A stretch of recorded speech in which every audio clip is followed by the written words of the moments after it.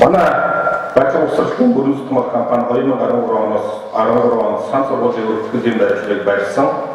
Энэ барилгыг бариад явж байхдаа сан сургуулийн зүгээс гэрээгээ туслан ажлын үйлс авч чадахгүйгээс болж өнөөдөр хүртэл 90 хэдэн захиргаагаар бол захиргааны хэвийн маргаан бол үргэлжлэж явж байгаа. Ер нь хадуугын хэлэхэд 2013 онд энэ сан сургуулийн өргөдлийн барилгыг барьснаас болж надад эрүүл мэндийн тусгай ангид заасан чанаргүй барилга барьсан гэдгээр одоо эрүүл үүсгэн өнөөдөр хүртэл шалгаад анхан шатууланд авахаас би бол одоо намайг гин буруутай байна, чанаргүй барилга барьсан ноцогдож байна гэдэг одоо хяналтын шат руу хандаж явж байгаа. Миний өнөөдрийн хэвлэлийн байгууллагын хамгийн гол зорилго би үнэхээр айж байна.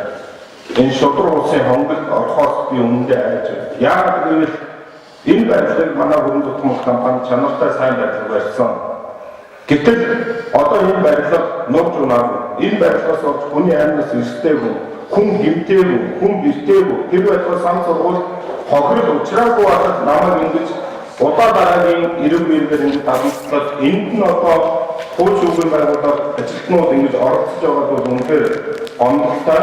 Тэгээд одоо дээд шүүхэд үнэхээр шудраг үнний Монгол Улсын үндсэн хуулийн 16-гийн 14-т гарсан шудраг шүүх гэж байрны бол үнэхээр энэ шудраг үнэн ядах байхаар итгэж байгаа. Гэхдээ анхан болон давхуулууд сая үнэхээр их хууль бус одоо шийдвэр гаргасан учраас би өнөөдрийн хэвлэлийн байгууллага хийж байгаа. Гэхдээ энэ хэвлэлийн байгууллагын энэ эрүүл мэндийн талаар бага яригдсан. Бид бол яг шүүгч нартай холбоотой яг баримтыг бол гаргаж өгүүлж байгаа.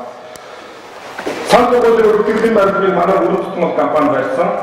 Бүрэн зүтгмэл компани барилгаа барилгын ажлыг эхлүүл үргэлжлүүлэх зөвшөөрөл гарсан. 13 оны 5 сарын 17-нд гарсан. Энэ зөвшөөрлөө хугацаа 15 оны 5 сарын 16-нд хугацаанд дуусах ёстой. Хугацаа дууссан. Гэтэл хугацаа дуусснаас хойш 10 сарын дараа сан сургуулийн манай бүрэн зүтгмэл компани энэ барилгыг барьж байгаа гэсэн